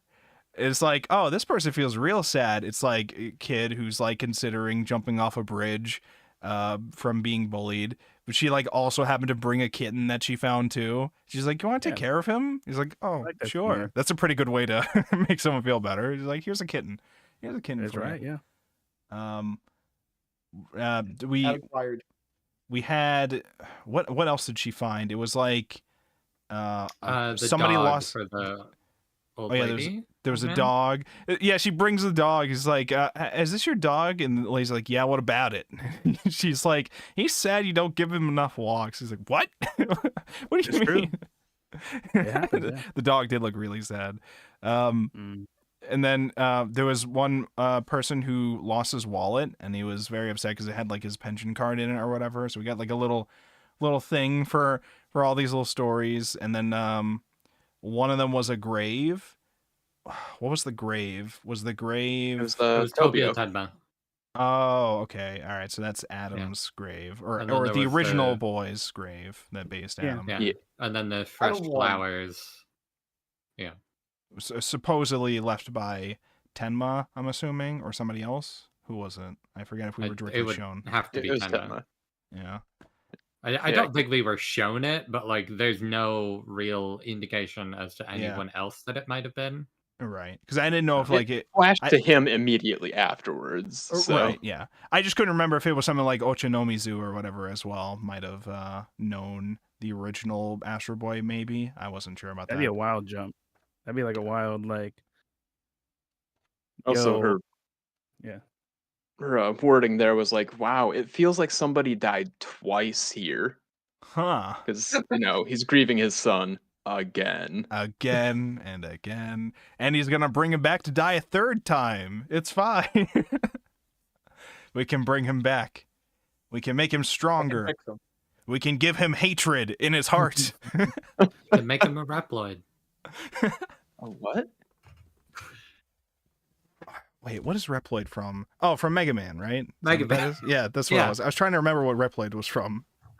That's why Shadow was so quiet. He was waiting for you to just know. Reploid. Exactly. Don't worry, I know all my Mega Mans, all of them, every last Mega Man. That's why we're doing NT Warrior, right? Yeah, you like the biometal? By the way, real quick, because I'm just remembering this now because I just looked at the current view count on the stream on YouTube. Did you know last week's Pluto book club stream got like the more views than the last one, and like I think a couple like more views than we typically get for like a second or third week or whatever of a book club thing. And I was confused at why that was happening. I'm not sure if it was like the thumbnail because it was like a cool image of Tenma, or if it was the fact that it was episode 69 of Anime Book Club. Almost certainly. Maybe Because but I it think had like also- double the Gotta be that. in almost all cases of the Yeah, history you of went book club, section. what typically section, yeah. happens, the most viewed episodes of any series we do is always the first episode and the last episode. But the first Oh, one yeah. always gets the most. And then everything in between, it kind of dwindles. And then with Umineko, it just kind of picked up a little bit in some areas. But for the most part, it's like the first episode and then the last one, which makes sense. But for this one, the second one did. And I don't know how much of that is just because it was episode 69. I have no idea how much that gotta be factored that. in. That'd be very I think funny that if that were the we- case. We had to take it up with the algorithm. True. And I think, given the That's- algorithm's record, more than likely. So what you're telling But- me is we need to label all of our episodes episode 69. 69 part 1, part 2, part 3. We could do. We could try Go 69, full episode Homestuck. 69, episode 420. We could try. But I wonder it's also because, like, Pluto's a pretty successful show now on Netflix. Yeah. Maybe that's could be part of it, but maybe it's a sex scene. Maybe that makes more sense. Well, the thing that makes me confused about that is that the first episode has like half the views as the second episode did for Pluto for ours, which Yeah, for sure. it has never happened before. I think the only other weird time we had it happen was when we early on in book club we did summertime rendering, and one of the later volumes got a lot more views because I guess the cover looked really fucking great. It was like this one girl in the series and then a bunch of the shadow people's like arms around her, I guess. So it was like a cool cover. That's probably what fueled that. So I don't know, maybe it was just the cool Tenma, or maybe people were there for the 69. I don't know, but it was like double the views of the first episode. I'm like, that never happens. I don't know what's going on with that. It's gotta be for the bit. For the bit, yeah. What were you saying, Mist? I was gonna say, speaking of Reploids. Yeah. What about Reploids? Do you got for us? So what's funny is that Reploids are like, it's a combination of the word replica and androids, right? Yes. And like the idea was that it's like robots with free will and thought processes compared to humans, right? That's why you have like the Maverick Hunters from like X5 and all that. My favorite thing is like, would you consider Pluto a Reploid? Shadow would probably know more than us. Shadow, do you think Pluto is a Reploid? I'm going to say yes for comedy. For comedy. That's right. Is 2B. Is 9S. He's like the opposite of Sigma from X8, where instead of being an amalgamation of a bunch of guys, everyone just believes they're Sigma. I That's think right. Pluto and 9S would be Mavericks. Oh yeah, I think 9S would would make them Reploids, but specifically Mavericks. See, I think 9S would join the racist, the robot haters, and I think also it'll be like a Uncle Ruckus situation of he hates his own kind, and self-loathing. Yeah, and it could be like because he has the bandage on, he doesn't realize he's also a robot. Fuse Hunter in the Twitch chat says, I'd say pretty much. So, if Twitch chat says so, it must be true. They said pretty much. So, thank you also for mentioning Nier Automata. You've reminded me to put it on my list of one of the next games for me to stream. I want to play Nier Automata. I want to play through all of it at some point. Gotta fucking play that, man. Yeah, I really do. I think when I first played it, I remember. I don't remember if I streamed it at first. When I'm pretty sure I never streamed it. But when I first played it, I fell for that meme where I tried playing the first level on like the hardest difficulty, not realizing if you died at any point during that tutorial first level, you have to start the whole fucking thing over again. All of the cutscenes or whatever. It was like, God damn it. So I know this now. I know this. You got fucking pranked by Yoko Taro. Yeah. Yeah, it's not as bad as like Nier or Drakengard 3 in terms of that, but it is still, I mean, even back then in 2017, it was pretty kind of a bummer. But I will say, like, man, I'm sorry, chap, you can't escape 9/11. It's just gonna keep being brought up. First Pluto, then Nier Automata. What's next? Like, you're gonna play Call of Duty or like Modern Warfare 1, or like, what are you gonna do? We're gonna watch the first Mario movie. Talk about a fucking downgrade. I'm ready to do go from Nier Automata to Call of Duty. Listen, the old Call of Duty campaigns, they were kind of cool. I won't lie. But Nier, from the very little that I was able to play, because I did play beyond that tutorial level. Okay, I'll have you know, off stream, I did play beyond that. Okay, it was like, this is amazing. But it was one of those memes where I got too busy, so we will go back to it. Anyways, yes. Okay. I was gonna try to bring us back onto Pluto, but do you got any other things? I was gonna say something about Nier and then connect it to what we talked about with Pluto. Okay, go ahead. Because I was gonna say, like, nowadays you would do the new Nier Replicant on PS4 and then Nier Automata. Okay. The only trick is like you would play Replicant on the PS4 up to a point and then play Nier Automata. Okay. Because yeah, right. So what's kind of cool is like Yoko Taro. I mean, Yoko Taro did say like he was inspired also by Urasawa, Like it's just one of those Oh, yeah? inspirations like in regards to like real world events and everything. So he also took from the situation with Saddam Hussein and George Bush, where Nier was based off of Yoko Taro's sort of interpretations of how the U.S. and Saddam Hussein were communicating during the war, and it was this idea that most of what we have in conflicts isn't between good and evil, but between people who think they're more right than the others. And it's all about like a form of communication and everything.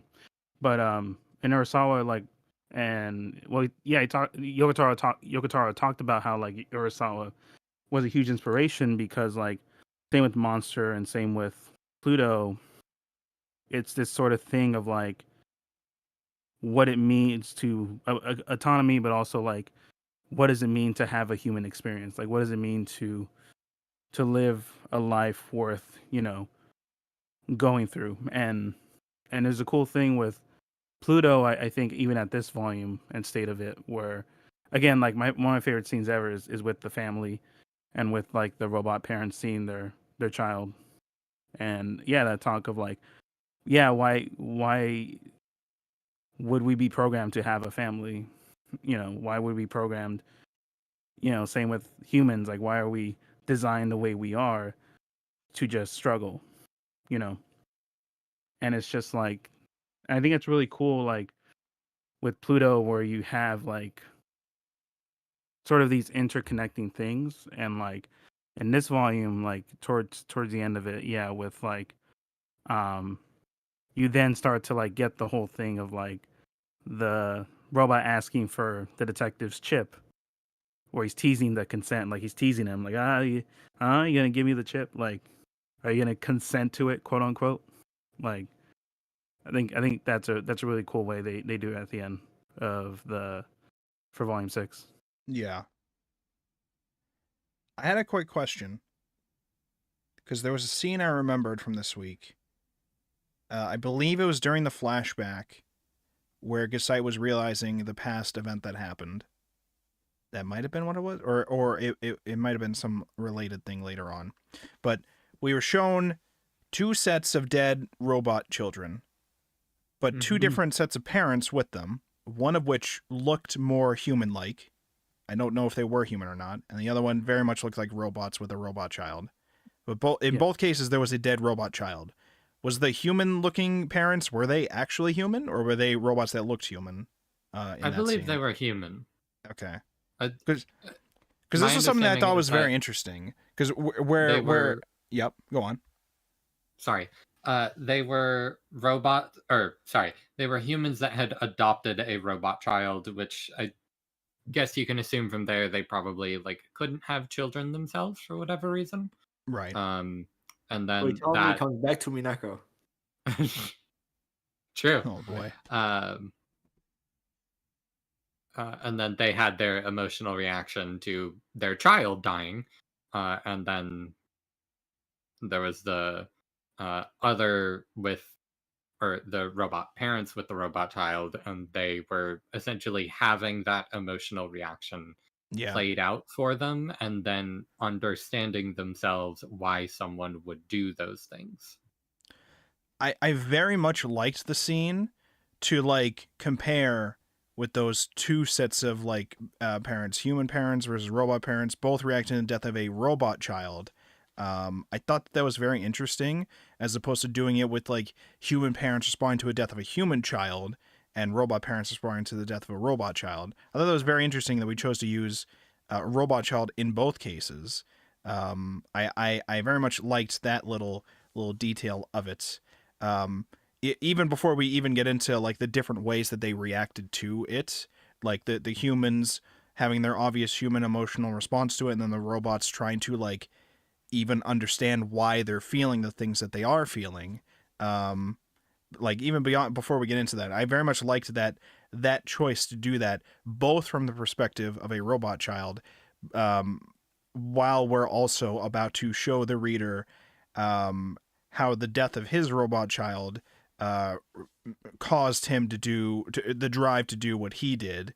And you know, like I very much appreciate all these little scenes where, despite the robot KKK group trying to tell you that, you know, they're just fucking robots, they're not real people or whatever, and they're just and the different lines we get about the robots trying to imitate actions or whatever, we still get these moments where, like, we very much do get to see how society on all sides, the robot and humans, do view these robots as their own beings, and not just like you know, a lot of humans viewing them as appliances or whatever.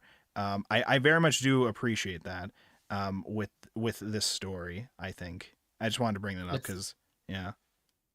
Yeah, it's further emphasizing the hollowness of the false dichotomy between humans and robots. Yep. That the story has been building up since the very beginning.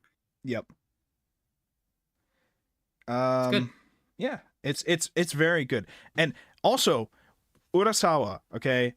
Let me just say, every time I'm reading the afterwards from somebody else just commenting on Urasawa, every time I'm just like, can you imagine if you become like a manga artist and you get to write? You don't get to just be a fan of the thing you're a fan of. You get to write your own fan fiction of your very favorite thing that, like, inspired you to become what you were that day. You get to do that, and it becomes like a huge influential work that becomes like a huge award-winning seller. Can you imagine that? Like, that's just insane to me every time I read about that story, about Urasawa being so inspired by it and making the story that he did out of what he read for that. And just like, that's just like, man, that's just so cool. That's just so cool. Yeah. No, totally. Like, and there's definitely what I think is cool is like, and I shared like prior to that, I think like I started the first or second episode we did where like I shared where it's like Urasawa talked about how he kind of compared it to Toho, where it is that situation a lot of the time where they would collab and get directors or writers, and they only on their credits only have one or two at most, like, credits for writing or directing a Godzilla or a like Ultraman thing. And it's just because, like, for as much passion and love they have, the production, how strict they are with their notes, it just makes it like they don't want to work with them again. And Urasawa talked about that, where it's like the stress of it and how strict the owners, it wasn't even Tezuka, like it was really the producers, like, were so strict on him.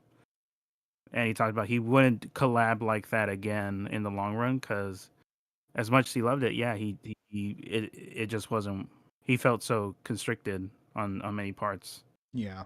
And it's an interesting thing where, yeah, it's like it's an amazing opportunity, and then it becomes this sort of deal of like, yeah, like companies Almost sort an of albatross. Albatross, yeah. You know, it's crazy because I know that's kind of what happened with Hideki Anno with Shin Ultraman and Shin Kamen Rider, right? Where it's like, okay, yeah, it's like he had his own space for it for sure, because right, he's fucking Anno, but it was also a thing of like the producers were so strict on him of like, it needs to look this way, he can't be too big or too small, the Ultraman needs to do this pose and that, like, I don't know. It is fascinating, but it is like a crazy miracle thinking about it. Like, something like Pluto cannot happen again. Like, even from a manga standpoint, like that collab is fucking crazy. Yeah, to think about. Yeah, it's just wild. Yeah, like you said, it's one of those like miracle creative works that we only get like few of in these kind of weird situations. It's like it's super cool that we get these things that can happen, and like. Yeah, it's just, yeah. Every time I read the postscript, they keep saying like almost the same exact behind the scenes story about it, and every time it gets me hyped. Okay, it's just a different person telling the story every time, and it always gets me hyped. So, if you plus Urasawa's like, you know, movie style artwork with how this is all presented, and then like you were mentioning earlier, all the the real life geopolitical stuff that he involves with the story and the characters. Like, it's all just fucking fantastic still, I think. Yeah. You know, when I watched the anime when it came out, like that was something. You know, a friend of mine, he knew nothing about Pluto, so he said he just wants to watch the anime, and we're watching the anime, and he said something that kind of got to me, where he's like, we finished the first episode, and the episode we talked about, it ends with number 2 story, and Yep. he just looked at me and said, "Admits that was probably the best written anime episode I've seen in so long." Right? Because again, prior to us reading this, that was the only thing I'd seen was that first episode, and I think with the person I watched it with, I was the same way. I was like, "Holy fuck, that was amazing!" And then that person ended up too busy for us to continue it, so we just kind of hadn't yet. So, but it was fucking amazing, and I was like so hyped to continue it. So I'm glad that we got to read this so far. So hopefully the ending doesn't ruin that for me. I'm pretty sure it can't at this point, but you know. I'd say whatever feelings you have for Pluto for the manga, I would at least check out the anime's ending, because it is a bit different. It is pretty different. Oh yeah, okay. I'll have to keep that in mind. I don't think one's wait? better than the other. Oh, No spoilers, but how different is the ending of the manga compared to the original Astro Boy ending of the manga's arc?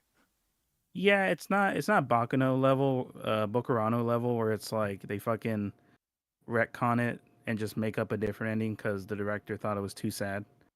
Right. It's more aligned with, like, it just more expands on what the manga was putting out. I think because it had like an extra runtime, so it was just adding new scenes to stuff. But I don't think it's drastic enough to put one over the other. I would just say they're just different in their medium, and they're really interesting in their own way. Right. How did we feel about Sahad's story arc? Because we had the arc explaining about this guy is so nice. He even like named all his flowers because he thought it made them grow better. What was it? His like professor or like colleague, whatever. I think it was like his professor while he was in university was just like, yeah, he would say things that are very unscientific sometimes, even though he's like a robot and a scientist or whatever. He would say these things, and he was just like he was just very good at what he was doing though. And you know, he seemed very passionate about what he was doing, and then he just kind of got called home at some point, and just haven't seen him ever since. But anyways, all these flowers are still alive that he worked on. Don't know what the fuck that's about, but we've just been studying it. So he told us not to put it in the ground until he comes back. So we're just waiting. And it's still fucking alive. Why does a robot need to go to university anyway? That's a very good question. I had this other question too. When we're talking about robot children, these robots can't physically grow up, right? They're at the age that they are forever. Is that what the lore has told us so far? Or have we established that they can grow? Yeah. Okay. So then, like a computer, you I gotta mean, they upgrade it. can't physically grow, but I don't think there was like anything that was like they're stuck at this mental age forever. right? Mentally, they could probably still grow. Physically, they can't, but mentally, they could still grow. I see. I mean, if they've got robot parents, it works out. Yeah. Yeah. 'Cause they're also just not going to age. Right. True. I mean, outside of like being outdated. And I guess you could technically physically upgrade them too if they really wanted it in the future. I don't know how that process would work for some of these things, but Yeah, just insert a new CPU, no problem. you just give them memory chip to a different, a different thing, and you just transfer it over. I know you and wanted to be 6'2", Timmy, but titanium struts are expensive, so. That's too bad. Give me $40 or you're still short, you know. Just I'm download assuming some RAM. I'm assuming Sahad went to university for the resources that were available there as opposed to where he was in Persia. Like as a researcher instead of a student makes sense, but yeah. But then he's just kind of, chilling with the was the woman supposed to be implied to be his girlfriend, or was the woman supposed to be like just a flower lady nearby who really liked him? Just a flower lady, as okay. far as I can tell. They were really good friends. I see. Besties. Okay. So yeah, he's just like, everybody loved this guy, and every time they kept saying how much they loved him, I was just thinking back to Mont Blanc. And now we're being told this is the monstrosity that is murdering our robots all over. Is it by choice? Probably not. You know, he's got all the hatred inside of him now. By the way, I don't know if his dad is his dad anymore. I don't know if Abula is him anymore. I'm not sure what has happened after the war, but we had the like scene where he basically forces Sahad into the Pluto body, and his face like changes to the very robotic like version and all that, and I was like, okay, well, I don't know if this is actually his dad anymore. I feel like this might be something else, or you know, like we had said, the introduction of hatred of like everyone else in his family being murdered has turned him into such a different person, perhaps, that he's not like him before. Because that's why I'm assuming the introduction of the idea of this AI with all the billions of consciousnesses, it won't wake up until we give it some kind of negative trauma. I had assumed that was also supposed to be, like, in my head, another like metaphor or whatever towards people who are changed by traumatic things that happen to them, such as during the war or whatever, makes them like entirely different people as a result in some ways. That was limiting the possibility space. Yeah. For that AI. Right. And then, sorry. Go. No, you go on. Yeah. I mean, I had more of a tangent. I guess real quick, just something that I was thinking about was the parallel between this AI needing to, or this AI and what he went through in order to awaken, and then paralleling that to Adam and what he will need to go through in order to awaken, and that entire question of like, what will Adam become, and that being kind of a like nature versus nurture kind of deal of, can Adam undergo this similar traumatic experience and come out the other side unchanged? I think all we need to do is introduce not like negative trauma. We have to introduce like some kind of extremely positive thing. We'll make Adam a very, very happy guy, and everything will be fine. Did they break again? Damn. Yeah, show Adam the entirety of New Game. Yes, this is true. I think yes, this will save him. New Game would save Adam and the world. Show it to Pluto as well. You know, everybody would be much happier if they all watched New Game. Wait, I thought we needed to introduce strong negative emotions. That's what we're trying to fight against. Okay, we're trying to say maybe, perhaps we've only focused on negative emotions because it's easy to introduce strong negative emotions. What about strong positive emotions? Maybe there's a way that we can introduce, you know, a very, you know, kind personality. You know, what if instead of bad things, we did good things? Can you imagine if we just did that? Yeah. Why does the strong emotion have to be negative? By the way, like because it's a fascism analog. Yeah. It's supposed to be like, this is how we like radicalize them into being the personality that we want them to be for all their kind of things. That's what you're kind of implying, right? Listen, subtext is for cowards. You limit the possibility. Like, fascism is essentially about eliminating as many different variations of person as you possibly can. I mean, that's a deeply oversimplified way of talking about it, but that's what they're trying to do, is they are trying to induce this sense of fascism into the robot in order to let it awaken, because that cuts down on the possibility space, therefore letting it not be as overwhelmed by all of the different choices that it has access to. It's a very interesting concept. Definitely not relevant in today's world. Not at all. You know, I always interpret the introducing the negative emotion as it's probably just Tenma being a out of touch scientist who is really angry and old, and maybe he's just trying to project like his like cynical like views on things because I don't know. Yeah, I think something it's like petty. something I I think something think like both petty. are Like, true is the thing. something like I have Like, viewed I- the 6 billion personalities of all of man, and only the hatred ones and sadness ones, they actually stand out to me as like more real, like that. Or yeah, something like that. I mean, yeah, and both are definitely true. My thing was just like, because then you have like Astro Girl like actually helping people, and that seems more productive. And again, this kind of goes back to what I was saying with like, what I thought was cool with this versus like the parallel with Evangelion, where it's like with the last movie of Evangelion, it is just a case of like, Shinji, no matter what you feel, like people are gonna move on. Like we have lives, like we have shit we gotta do. Yep. And people are just gonna help each other out despite a situation. Like Mhm. he just watched his friends grow up and have families despite like fucking Tokyo blowing up. And like, and that's the thing, like that's what I thought was cool with that scene with Astro Girl, where it's like she's actually helping people, and like that already contributes more than whatever the hell Ten was doing in that lab. Like it's just ironic. I like that dramatic irony of it. It's Yeah. interesting. I have to bring my son back so he can die again. I have to keep doing it. I have to make him yeah, hate. Go ahead. You have to hate. This is the only way to bring him back. He has to fucking hate everything. Hate just like me.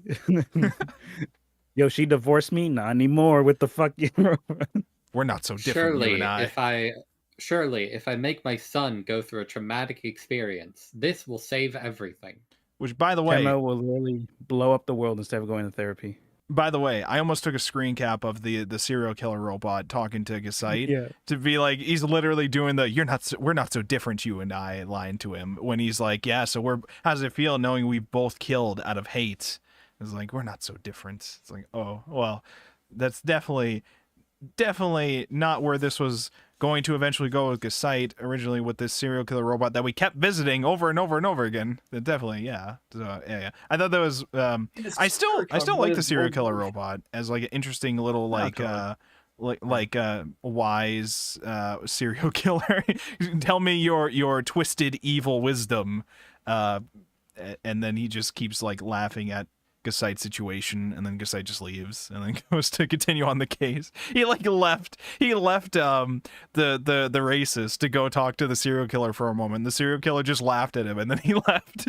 And then he went back and he got yelled at from his superiors because he went to go talk to the serial killer robot. It's fine.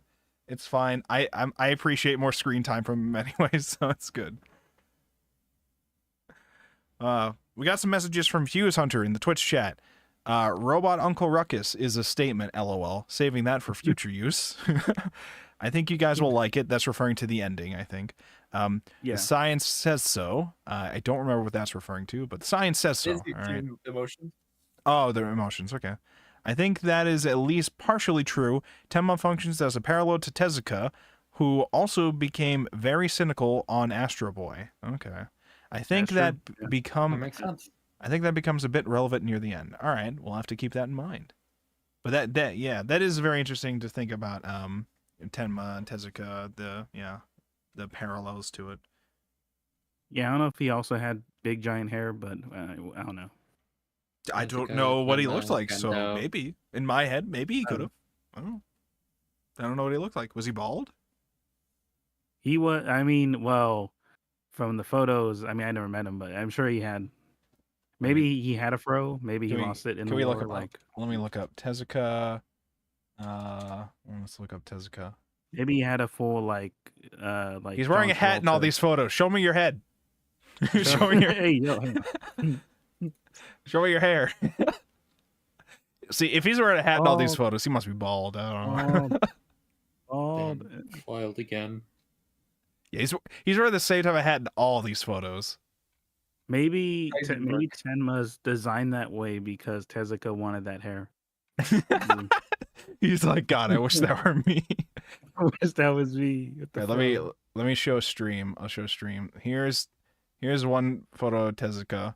This is an old photo of Tezuka. Here's another photo of Tezuka. if it loads. And there you go. He just wears the same hat in all the goddamn photos. 'Cause he's This an bro artiste. must be bald. You see hair on the sides a little bit. So it's you know, something. But definitely not the Blackberry beret. definitely not the Tenma hair. Definitely not rocking that under that hat. Yeah, You no. could. You don't know. The true horror. So, okay. So what else did we have? Is there any other details that we need to talk about for this week? We had oh yeah, Hoffman having an awkward bathroom conversation with Abuela. Abuela's just like, yeah, so, you know, the fucked up shit that your survey group caused ruined my fucking country. But no, it's fine. Have a good day. It was so fucking funny. He's like, you know, it's very interesting how robots can have their memory erased, isn't it? Even murders of people. Wouldn't that be fucked up and evil if that happened to Gasite? Does Gasite have any weaknesses, by the way? You know, I heard he got hit by the thing, but you know, it didn't actually hurt him, right? You know, he's fine from that. Oh, interesting. Oh, he does have weaknesses. You say, oh, okay. I'm just curious. You know, I'm really curious about how to defeat Gasite. That'd be very interesting to know. No reason though. Just like hypothetically. Yeah. If I shot him with this at exactly this time, you know, not me though. Not me, of course, a PLUTO. I mean, you know, some unknown force were to do that. They'd be fine, right? Yeah, okay. All right. Well, I just wanted to know. And then I just wanted to check. And then one of Hoffman's bodyguards just turned out to or was like hijacked or whatever and started trying to take him away, kidnap him. It didn't look like he was trying to kill him immediately. It looked like he was trying to kidnap him, or was he trying to kill him immediately? Because it seemed like looked like an abduction to me. Yeah, and then he killed another the other robot bodyguard that tried to save Hoffman, and then put the horns on him, just to let you know this is a PLUTO death. Just to let you know. And then he tried to take him away, and this is where we had the whole Gasite's like, I'm not shooting this fucking thing. It doesn't feel like fighting me, and I can very clearly tell from camera readings, because I don't trust you guys, that Hoffman is about to be abducted right now. So this is now a trade. Okay, you let Hoffman go, and I don't kill PLUTO. And I walk away. And then he did. And Hoffman is alive still. Hoffman gets to live. I thought they were not telling him what was happening on the phone because Hoffman had actually just been fucking killed and we weren't shown it yet. That's what I thought at first. So I was surprised. Oh, that would have been good. But yeah, no, it was just, you know, this is just a hostage exchange now, essentially. And yeah, so that's how we kind of ended up with our stalemate of that fight. And then he just kind of got shot by Flower Boy Robot in the streets. Unfortunate. Rip Gasite never got to go to Japan with his wife, but his wife got to go in his stead. So, you know, there's that. And, yeah, Hoffman gets to live. PLUTO lives to see another day. And Udon... I still am confused at why Udon was not introduced as one of the world's greatest robots. Because now we just have Epsilon left for the robots left, right? It's just Epsilon. Because Udon was never considered one of the greats. Mm-hmm. So now it's just Epsilon. But Udon's definitely still gonna have a role in this. I'm assuming. In the climax. That's my guess. Udon's still gonna have some kind of role involved with this. Or we just bring back Astro Boy and he does everything. That could also happen too. Yeah, I don't know what just fucking kills everyone. What do we want to happen? What do we think is gonna happen? What do we want to happen? What are our thoughts? Obviously, I can't ask Amidst because he fucking knows. But Aztec, what do you think will happen and or want to happen? What are your predictions? Well, I think Astro's gonna wake up. He's gonna be a very angry boy, and then someone's gonna be like, "No," and he gets better. It could happen. It could happen. Galaxy, what do you think and or want to happen? I'm gonna say I think what was Pluto's real name? Sahan? Sahan? Sahad, I think, yeah. Sahad. I think Sahad and Astro nearly kill each other, and then Udon shows up and is like, "Wait, no, you don't have to fight." Give peace a chance.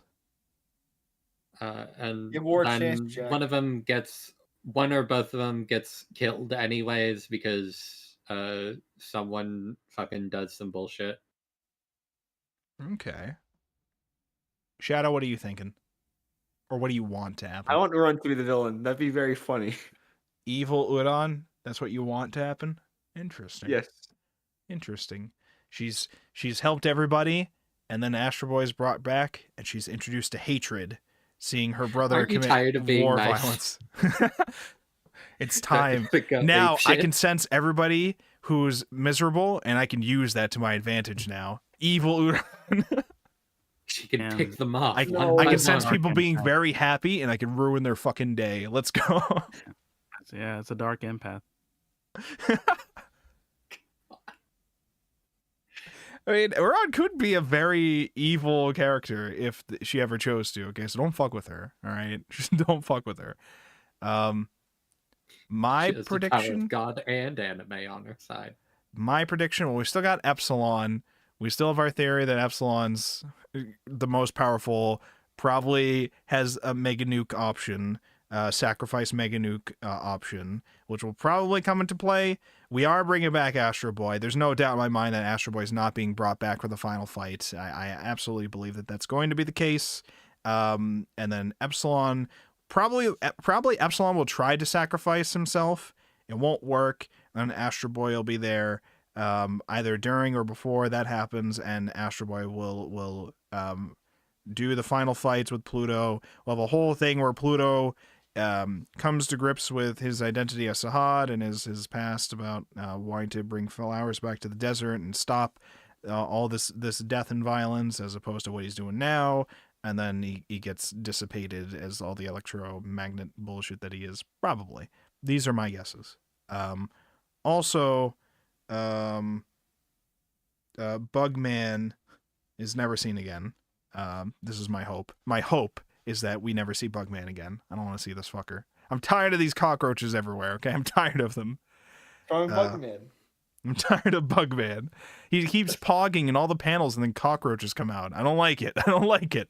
I don't like it. You drink the meme chip and you're mad. I don't like it. Is there anything else I would want to happen? Every Yu-Gi-Oh! Insect player. I have no idea if we come up with some way to bring the other dead androids back. I feel like it's something that they might try to weirdly pull in some way, but I don't imagine how they do it with some of the characters. But I have no idea. We'll see what happens with them. But I know at the very least Astro Boy will be alive in the end. Don't know if anybody else will be. We'll see what happens with that. I think everybody in the world will die except for Astro Boy. I think Astro Boy, with hate in his heart, will kill everything. I think everybody's cooked. We fucking deserve it. Astro Boy becomes the actual villain and Pluto saves the day, and the rest of the series is all about Pluto. I think. Yo, what a twist that would be. Pluto takes over Adam's body, and Pluto's just, you know, Mickey Mouse savior. Clubhouse crossover? yeah, basically. We got a couple more messages from Fuse Hunter. How many MCs get punked by Muhammad Ali? Oh yeah, because the robot's name was Muhammad Ali. Add that to Pluto's resume. I don't remember what that was in reference to. Uran becomes Mean Girl Skynet. True. The evil Uran arc. This is in quotes.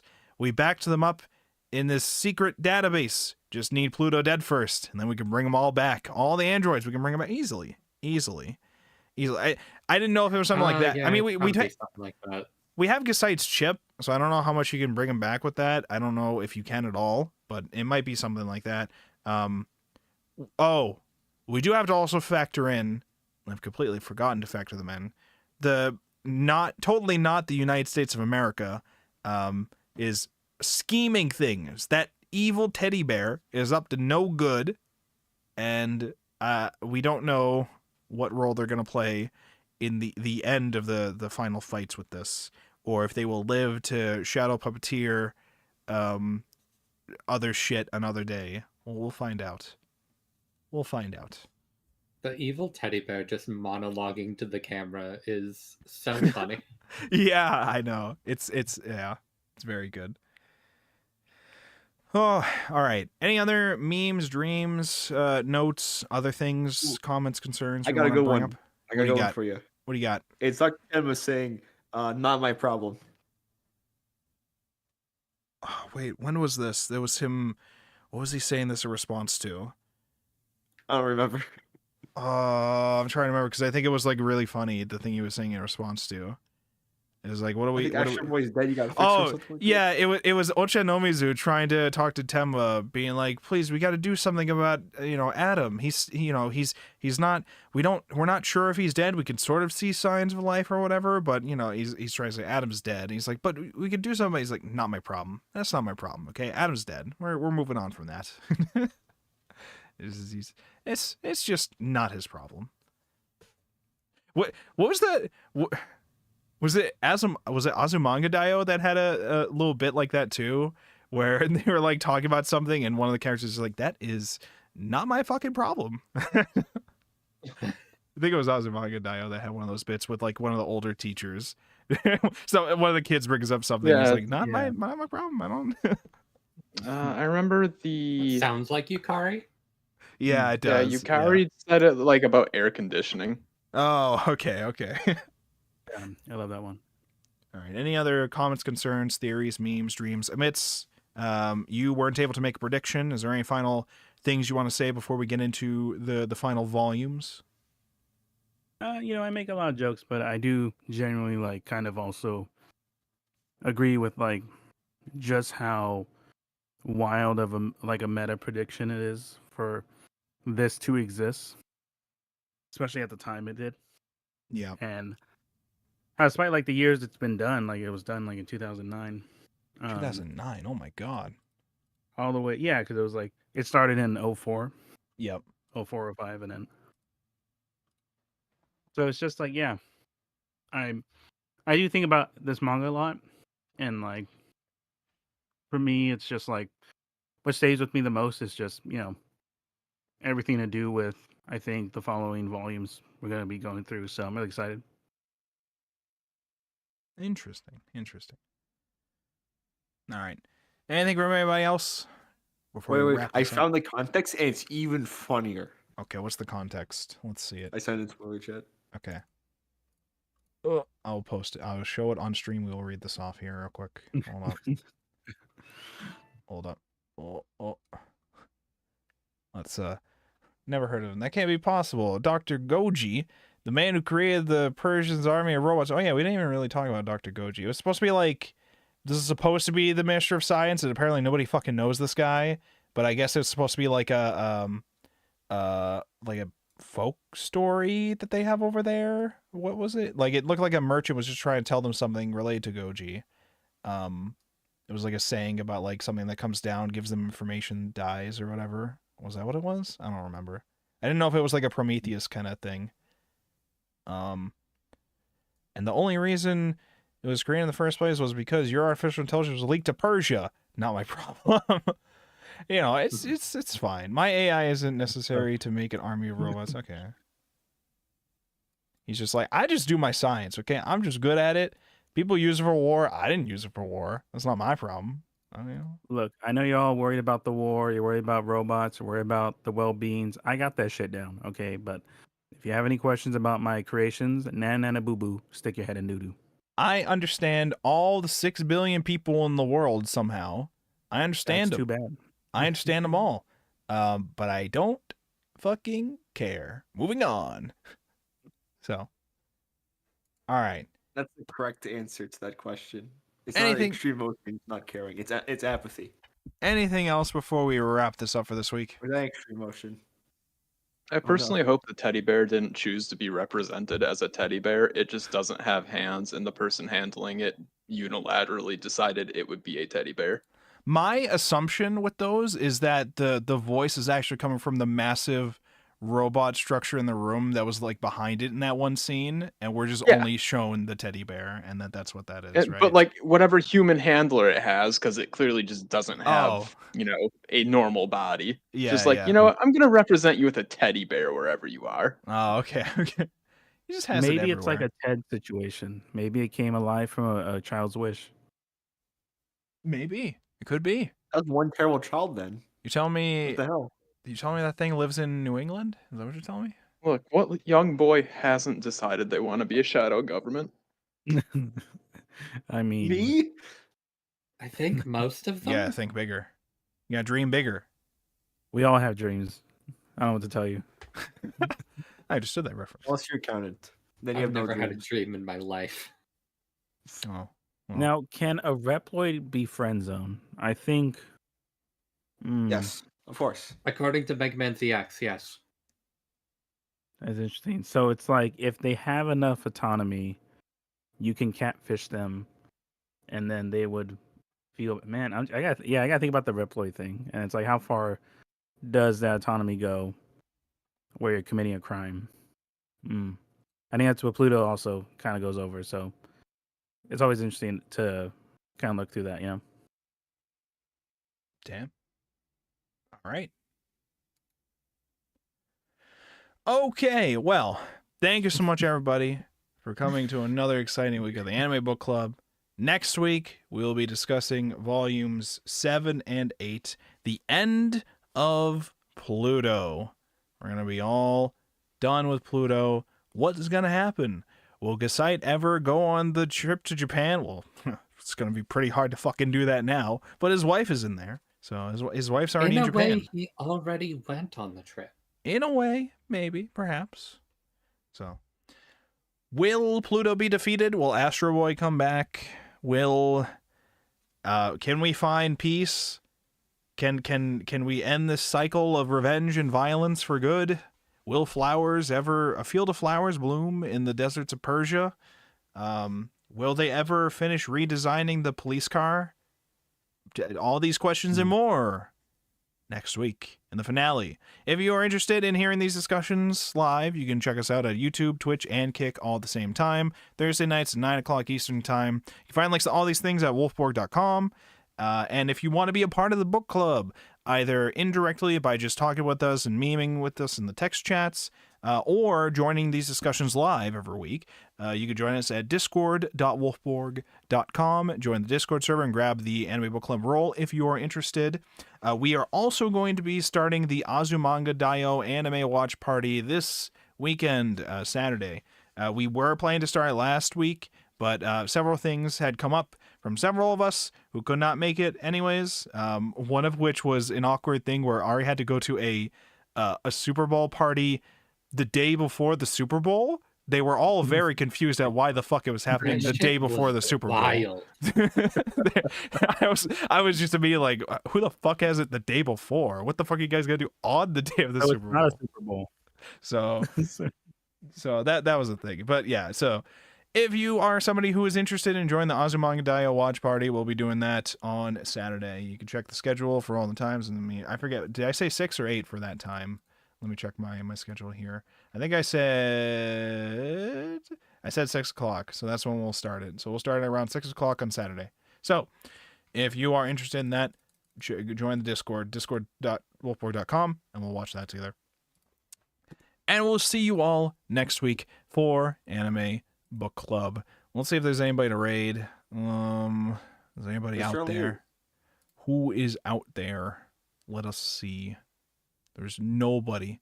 Nobody is live right now. It's only us. We're the only ones live. Go say. We were the only survivors. Oh, go say hi to these people. Rampage. I met these other streamers the other night. They're very nice. Go say hi to Lightning Diva and all. And they're playing Fork Knife. Oh my god, she's got Hatsune Miku. She's killing everybody. All right, thank you so much, everybody, for coming to hang out. I appreciate you all. We'll see you next week. Goodbye, gamers. Goodbye, stream. Bye. Goodbye. Hatsune Goodbye. Miku real. Goodbye. Don't hurt your robot. Hatsune Miku.